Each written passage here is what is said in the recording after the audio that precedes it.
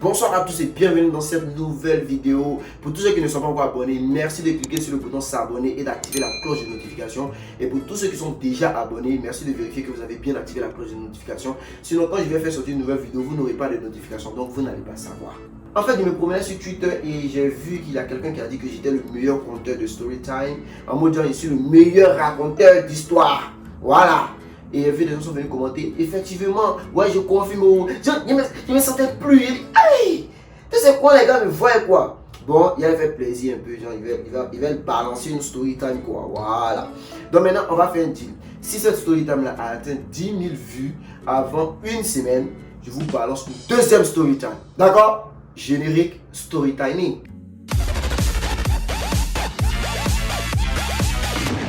Bon, je ne vais pas revenir sur l'histoire, mais pour tous ceux qui me suivent depuis longtemps, savent que j'habite et je travaille aux Philippines depuis maintenant 4 ans. Et c'est vrai que souvent vous me voyez à Abidjan parce que voilà, j'y vais souvent, car Abidjan est le plus tout au monde. Donc pour revenir à l'histoire, en fait je travaille dans une compagnie, je travaille dans le domaine de l'informatique, mais je voulais être administrateur de base de données. Et j'étais en train de suivre des cours en ligne, je me suis inscrit dans des formations, j'ai payé des formations, etc. pour essayer d'avoir un petit diplôme dans ce domaine-là et avoir la connaissance requise. Donc après 6 mois d'études, j'ai pu avoir quelques certificats et tout dans le domaine. Et donc, je suis parti postuler pour un emploi. Il faut savoir qu'aux Philippines, ici, et dans le système des anglophones, en fait, on n'a pas réellement besoin que tu aies une licence en informatique pour que tu travailles dans le domaine informatique. Moi, par exemple, j'ai ma licence en marketing communication, mais depuis, je travaille seulement dans le domaine informatique parce que c'est ce qui me plaît. Ici, là, tu peux avoir ta licence en lettres modernes. Et puis, on dit qu'il y a un poste à pouvoir dans telle entreprise en tant qu'informaticien. Et tu t'en vas. C'est un examen, c'est un concours. Si tu as eu le plus de points et quand tu fais un test et on voit que tu as les compétences requises, on te prend tranquillement, on s'en fout de ta licence en chimie, sans biologie, sans quoi. C'est pourquoi j'aime le système anglophone. Bref, je dis, on va postuler pour avoir un boulot dans ce domaine en administration de base de données afin de mettre mes connaissances, tu vois, à profit. Donc, je vois une annonce, on dit en recherche Database Administrator, un administrateur de base de données. Je dis, ok, ça va, je vais postuler. Donc, je m'en vais dans la compagnie pour partir postuler. Et quand j'arrive, je vois des gars qui sont venus postuler aussi, qui sont assis dans la salle d'attente. Mais c'est pas ce qui m'a marqué en fait. Ce qui m'a marqué, c'est la réceptionniste. Hey! Moi, il y a beaucoup de gens, mais ça, c'est les gens qui pourraient me tuer. Ça veut dire que la fille, tu la vois, non? Elle est tranquille, elle n'est pas grosse, elle n'est pas mince, elle est au milieu. Et puis tu vois, elle est dessinée, quoi. Voilà poitrine, voilà fesse, tout tranquille, cheveux courts, c'est ça. Ce qui pouvait me tuer même, ce sont ses lunettes. Genre secrétaire. Il dit, mais Seigneur, si tu voulais me montrer la fin de ma vie, tu n'avais pas besoin de passer par les annonces d'emploi, tout ça là. Tiens, la fille est bien. Et pendant que j'étais en train de la regarder en mettant une fiche, elle me dit non, que je dois remplir la fiche et m'asseoir là où ça les gars sont. Je dis ok, à feuille. Mais il voulait prendre son numéro en mettant, mais il y a une petite voix dans ma tête. Ouais, il y a une petite voix mature dans ma tête là. Ouais, n'oublie pas, tu es venu ici pour postuler pour un emploi. Tu es venu te chercher, oh, mon frère. Faut pas, tu vas te mettre dans l'aménagement, tu vas faire que tu vas même pas avoir le poste que peut-être tu mérites. Laisse la fille là. Concentre-toi si c'est l'essentiel. Concentre-toi si c'est ce que tu veux. Oh.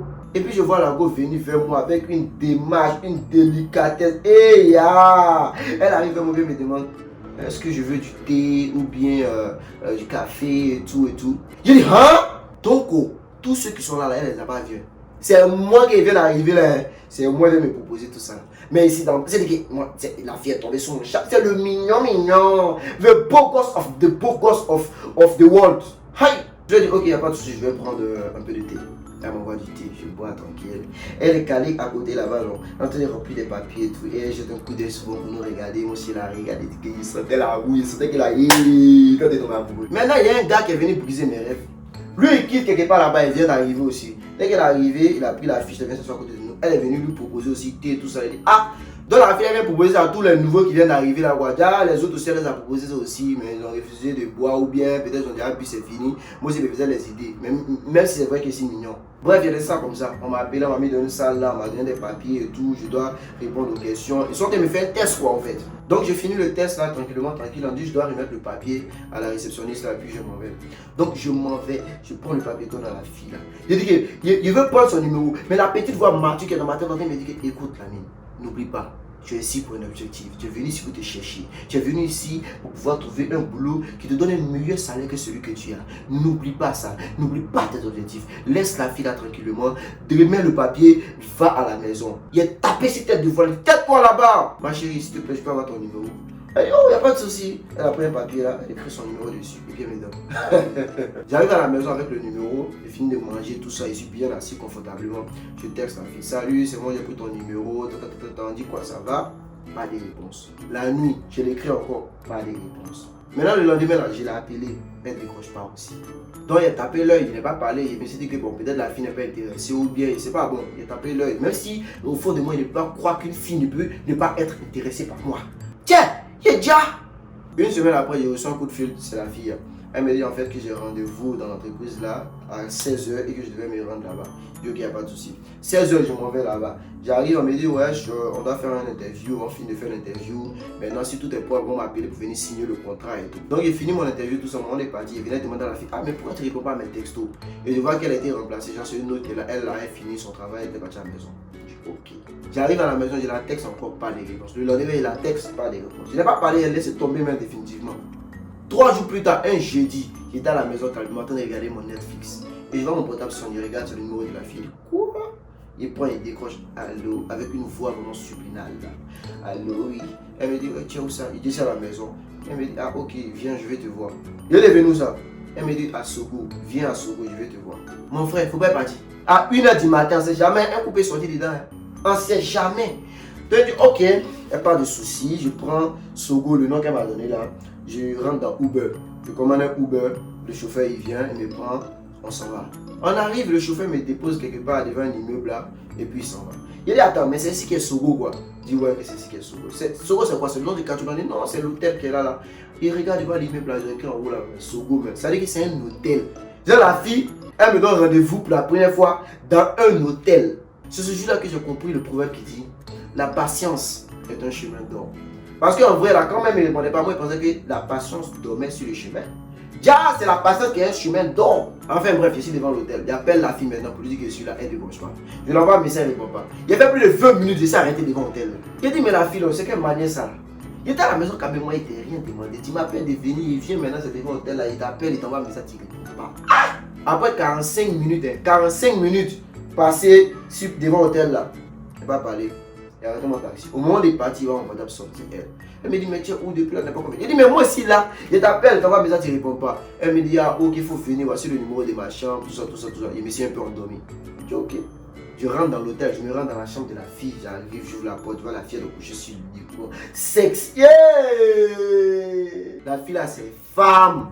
Regarde, elle a la forme, et puis elle était en genre pyjama d'une manière, on voit un peu ses formes, Seigneur.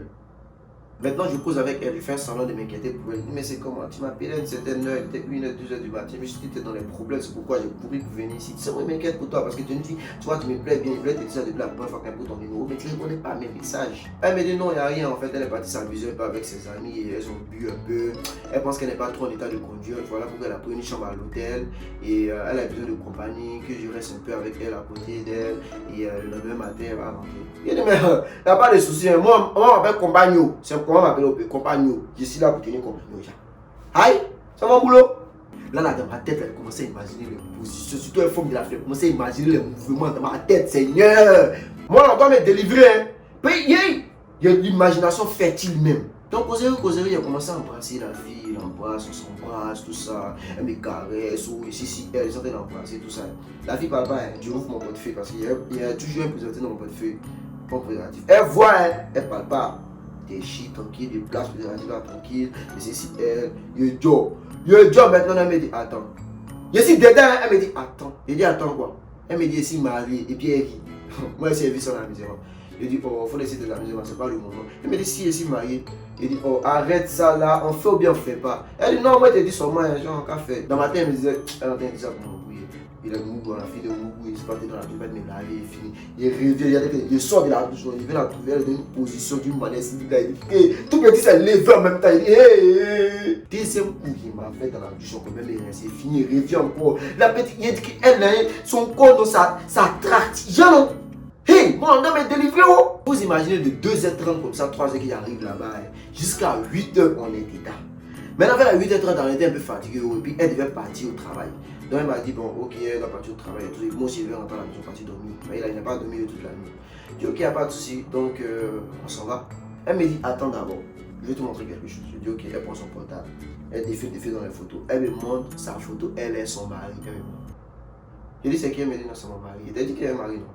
Et elle défile encore. Elle montre sa photo, elle est son mari, et puis ses 2 enfants. Je dis, attends, moi il a pris un profil qui a 22 ans, 23 ans. Il dit, attends, t'as quel âge? Elle me dit qu'elle a 36 ans. Aïe! C'est ça aussi le problème des Asiatiques, là. Dès que les visages ne vieillissent pas. Il dit, mais tu as marié et puis tu me dis pas maintenant quand on finit de faire, il dit, mais tu as dit que tu es rentré. Il dit, mais toi, tu attends que moi il rentre d'abord parce que tu as venu me prévenir si y a un problème. Ça veut dire que si elle devait mourir, tu es déjà mort. Elle commence à rire. Elle dit qu'il a, toi au moins, on va pas partir au paradis. Il dit, ma chérie, même si c'est pas ça la même, moi-même, ma vie qu'elle est venue là même là, c'est pas trop sûr même que paradis m'accepte. En tout cas, si tu t'en vas en enfer avant moi, il faut dire que tu me connais. Ils vont te donner place VIP, champagne, tout ça là. Là, moi, je sais qu'il y a ma place qui est là-bas. Elle a commencé à rire, elle a mis ça dans la musulman, mais dans mon cœur, elle était pas en paix. Les Philippins, non, ce sont les gars qui sont capables de te tuer à cause de les femmes. Ce sont les gars, non, ils vont venir voir un gars qui va venir draguer sa go. Il sait que sa go a accepté, non. Il est capable de tuer sa go, se tuer lui-même, non, pour toi te laisser en vie. Là, pendant les deux, là, eux sont morts. C'est les amoureux. Enfin, bref, moi, j'arrive à la maison tranquille. Je vois la fille, elle m'envoie un message, elle m'appelle, il ne décroche pas, il ne répond pas à ses messages. Elle m'envoie un message. Il dit, elle a commencé à me harceler même. Parce que les 3 jours qui ont suivi là, mais il dit, peut laisser mon téléphone 10 minutes, au moins 90 appels en absence. C'est la fille là. Elle m'envoie les messages, puis les messages en mode genre, mais réponds, qu'est-ce qui se passe? Je veux que toi et moi on ait une relation secrète. Est-ce que tu es d'accord? Parce que moi je suis pas attendre. Ah, tu me plais aussi. Aïe! Il dit, mais c'est qu'elle vient accro mignon. C'est vrai, c'est pas facile de ne pas être accro à moi. C'est vraiment, j'ai envie de dire sérieusement, parce que moi, je suis le gars, tu vois, genre, je suis l'homme parfait. C'est pas facile de ne pas être accro à moi, mais franchement, pour elle, c'était limite dépassé, en fait. Quoi. Mais après une semaine d'harcèlement comme cela, elle a arrêté. Comme elle a vu qu'il ne faisait pas les signes, là, elle a arrêté. Au moins, ça, moi, elle a attaqué au début, là. Elle répondait pas à mes appels, non. Elle répondait pas à mes messages aussi, non. Voilà, maintenant, c'est mon tour. Une semaine après, elle m'appelle dans la compagnie, elle est venue signer le contrat parce qu'il avait obtenu le boulot. Mais j'ai dit non. Parce que quand elle réfléchit là, je connais les Philippines là, je sais comment elles sont. Elles s'accrochent très vite. Surtout quand tu es un gars de qualité, puis genre comment ça voilà. Elles s'accrochent vite et j'imagine même pas elle et moi dans la même compagnie, elle est réceptionniste. C'est-à-dire qu'on va se voir chaque jour dans la compagnie là. Et puis elle sait qu'un jour son mari va découvrir qu'il y a quelque chose qui s'est passé. Donc, ma vie est importante. Je dis bon, on laisse ça faire des trucs. Et puis de toute façon, la différence salariale, mais avec mon boulot que j'avais actuellement, c'était pas trop élevé que ça en fait. Donc j'ai refusé le boulot. Mais bon, comme ici un enfant de Dieu là, 2 mois plus tard comme ça, j'ai eu ce genre d'offre là encore dans une autre compagnie, cette fois-ci possible. Et j'ai travaillé comme administrateur de base de données dans la compagnie. Nous allons donc terminer cette belle story time avec un proverbe cambodgien qui dit Chisches lisle. Ça veut dire la vie est remplie de tentations. On peut même succomber à ces tentations là. Mais le plus important, c'est d'en tirer des leçons. Car si le futur fait partie de l'avenir, il faudrait que tout un chacun sache que le passé, c'est de l'histoire. Merci. Je m'en vais.